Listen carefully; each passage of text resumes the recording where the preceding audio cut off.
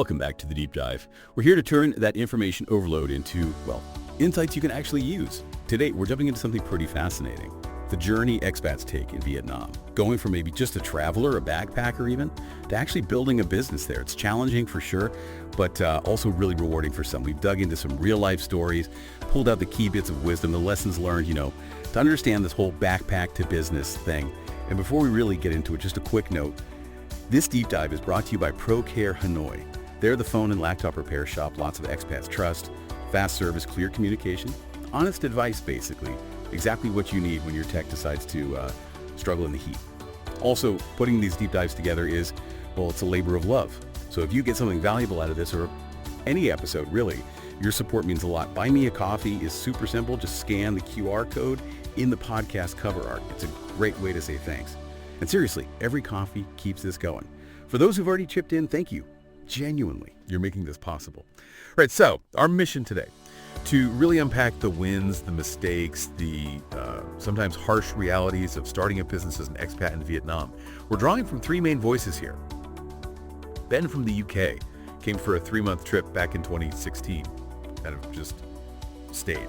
Got pulled into the coffee scene, but found opening a cafe was totally different than back home. Then there's Jasmine from the US. She and her partner saw a niche for ethical, immersive travel experiences, loved Vietnam, but wasn't quite ready for the licensing maze. And Mikkel from Denmark. He went remote during COVID, started picking up freelance tech projects from other expats, and eventually thought, okay, time to make this official, register properly in Hanoi. Yeah, and what's so interesting is how different their paths are, right? Hospitality, tourism, tech. But they all hit similar kinds of roadblocks and thankfully found ways through. It shows it's not just about having a good idea. It's about how that passion bumps up against, the nitty-gritty of regulations, legal stuff, and really getting the culture. Exactly. So we'll go beyond just the dream. We'll look at the practical side, the laws, the money, the culture shock, all the things that actually shape whether you succeed or, well, don't. This raises a key question, doesn't it? How do you balance your vision with the realities on the ground? Yeah, that intersection of passion and practicality. So, a great idea. It's just the starting line, isn't it? The real challenge, as Ben, Jasmine, and Mikkel found out pretty quick, often kicks off with just setting things up legally. That infamous Vietnamese red tape. It seems to be a universal expat complaint, but Vietnam has its own special flavor. Oh, it definitely does. The whole legal framework for foreign businesses there, it can feel completely alien if you're used to, say, a Western system. It's not just the language barrier. It's a whole different bureaucratic logic, different legal traditions. Right.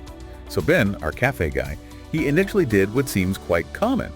Partnered with a local Vietnamese friend who actually held the business license.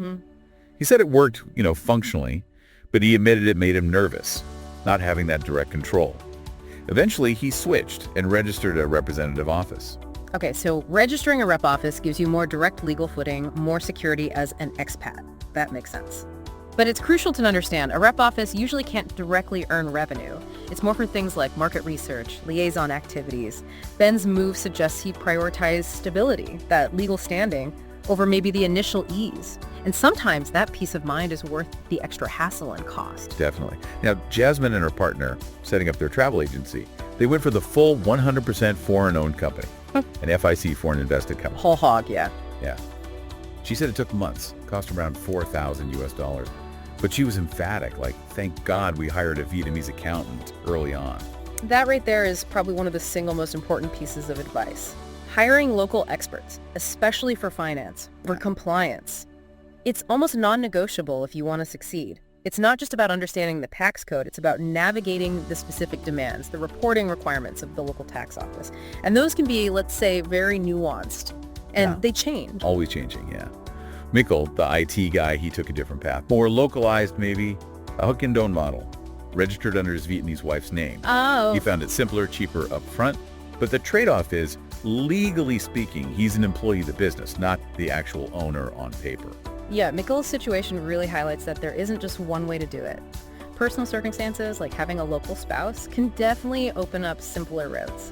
A Hook and Don is essentially a household business registration. It's simpler for smaller, locally focused ventures, especially services, but it does come with limits, on how big you can scale, the ownership structure, so there's really no one-size-fits-all answer. What works for a tech freelancer might be totally wrong for a cafe or a travel agency. That makes sense. And Jasmine had another crucial tip. It sounded like hard-won wisdom. Use a reputable local consultant for registration. She said, Facebook groups are helpful, but only go so far. And definitely don't sign anything you don't completely understand. Absolutely critical advice. Online forums, Facebook groups, they can be great for initial pointers, maybe finding contacts, but for legal documents, financial commitments, relying on crowdsourced advice is risky. The consequences of getting it wrong can be really severe. A good, reputable local consultant acts as that bridge. They translate the legal jargon, navigate the bureaucracy, and ultimately protect your interests. It's an investment, not an expense, an investment that stops you making much bigger, costlier mistakes later. Okay, so that's the initial setup maze. What about once you're running? Let's talk taxes, banking. It sounds like there's the official rule book and then maybe the how things actually work version. That's a very good way to put it, yes. The official tax laws might seem straightforward on paper, sometimes deceptively so, but applying them in practice, that requires really understanding local accounting norms, how different business types are treated by the tax authorities day to day. Mikkel mentioned this, right? He found the tax system wasn't super foreigner-friendly, had to get up to speed fast on red invoices, those official VAT invoices. Seems they're essential for any legit business transaction. Red invoices, or hoan don, yes. They are absolutely fundamental to Vietnamese tax compliance. Any mistakes in issuing them, collecting them, reporting them, that can lead to significant problems with the tax department. It's a perfect example of a very specific, very local requirement you need to master immediately. No shortcuts there. And Ben's coffee shop ran into cash flow problems. Not because of lack of customers, but because international bank transfers kept getting held up, delayed. Ah, yes, a classic issue. Their workaround was using services like Wise, which lots of expats use, but also importantly, opening a proper Vietnamese business bank account, specifically under the café's registered name. That's a smart move. It's a common bottleneck for businesses dealing with international payments or funding. Having that local business account, using fintech services like Wise where appropriate, it just streamlines everything. It reduces that friction that can seriously stall a small business, especially when you're just starting out and cash flow is tight. Jasmine summed up the whole bureaucratic experience perfectly, I thought. Yeah. She said something like, there's the official process, and then there's what really happens. Like, expect to visit the same government office multiple times, maybe for the same piece of paper. And that's not necessarily, malice or corruption, though that can exist anywhere. Often it's just a feature of complex bureaucratic systems, particularly in developing economies. Things take time, approvals might need multiple checks, so persistence, politeness, and being incredibly organized, like Ben's tip about keeping physical copies of absolutely everything, those become essential survival skills. It's not just about delays, it's sometimes about the relationship you build with the official, the iterative nature of getting things signed off. Patience isn't just a virtue, it's a necessity. Okay, so we've got the legal hurdles, the financial hoops. But beyond all the paperwork, Vietnamese culture was famously relationship-based. How did that play out for these expats trying to build their businesses? This sounds like a whole other layer of complexity to figure out. It's not just another layer. I'd argue it's maybe the most critical element for any kind of long-term success there. Business in Vietnam isn't purely transactional, not like it might be in some Western countries. It's fundamentally built on trust, on personal relationships. And building genuine trust takes time, effort, and real understanding.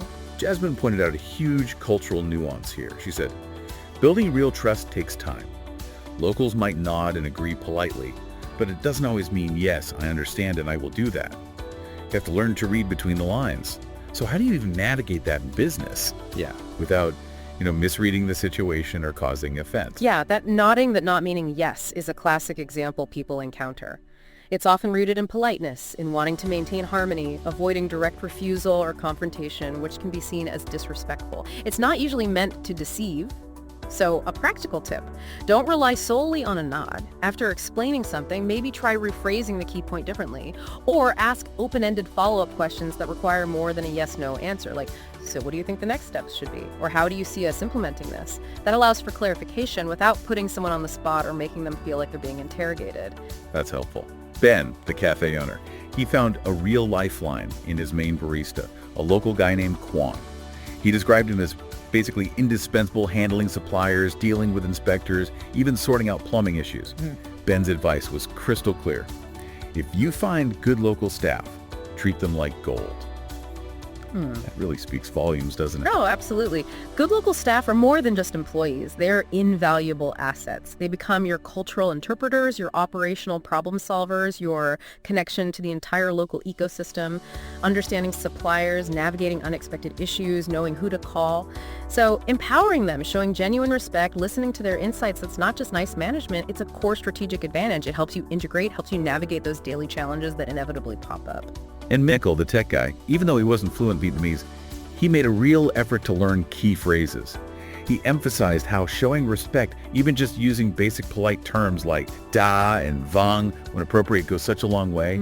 He also observed that the Vietnamese work culture can be less direct, maybe more hierarchical than what he was used to back in Denmark. Those small linguistic efforts, showing cultural respect, they signal that you're trying, that you value the local culture. It builds rapport, fosters goodwill. It's about adapting your style somewhat, rather than just expecting everyone else to adapt to your way of doing things. That common mistake, assuming business works exactly like it does back home, that's precisely why understanding these cultural nuances is so incredibly important. It often underpins everything else. Wow. Okay. We've definitely covered a lot of ground today. Yeah. Looking back at Ben's Cafe, Jasmine's travel agency, Mikkel's tech business, Yeah. what's the big takeaway here for anyone listening who might be thinking about making that leap themselves from backpacker to business owner in Vietnam? Well, Jasmine's advice really stuck with me. Start small, test your idea first. Vietnam seems to reward patience and relationship building, not rushing in. Ben's perspective was also quite sobering, but realistic. Profit takes time. If you're just chasing quick returns, maybe Vietnam isn't the place. But if you want to build something meaningful, something with roots, then it's worth the effort. That's a great point. And Mikkel's key takeaway, don't try to do it all alone. He stressed connecting with the expat community. Apparently, expats in Vietnam really do help each other out, especially with navigating all that red tape and bureaucracy. So yeah, it sounds like this unique mix of amazing opportunity, but also some pretty significant challenges. Absolutely. And if we zoom out a bit, connect this to the bigger picture. The enduring lesson here isn't just about Vietnam, is it? It's really about universal principles, adaptability, resilience, and the absolutely critical value of building local relationships whenever you venture into any new market anywhere in the world. It really reinforces that understanding the unwritten rules, those cultural nuances like the indirect communication we talked about, or the deep importance placed on respect that's every bit as vital as understanding the written legal code. Often, those soft skills are what actually determine the hard success of the venture. So if you've been dreaming, maybe while traveling or living in Vietnam, about turning that experience into something more, something bigger, well, hopefully now you have a clearer picture of what it really takes. It's definitely a journey with a steep learning curve, but clearly one with immense potential too. And just a reminder, this deep dive was brought to you by ProCare Hanoi. They've been trusted by expats since 2009 for fast, reliable phone and laptop repair. Whether you're just launching your business or you're already up and running, ProCare helps keep your essential tech working smoothly. So here's a final thought maybe to chew on. When it comes to an expat entrepreneur succeeding in a completely new country, how much of it really comes down to meticulous planning, spreadsheets, and due diligence? And how much is maybe more about just embracing the chaos, the unexpected, building that deep trust, and getting really good at reading and adapting to those unwritten rules? You can only truly learn by being there, boots on the ground. Something to ponder.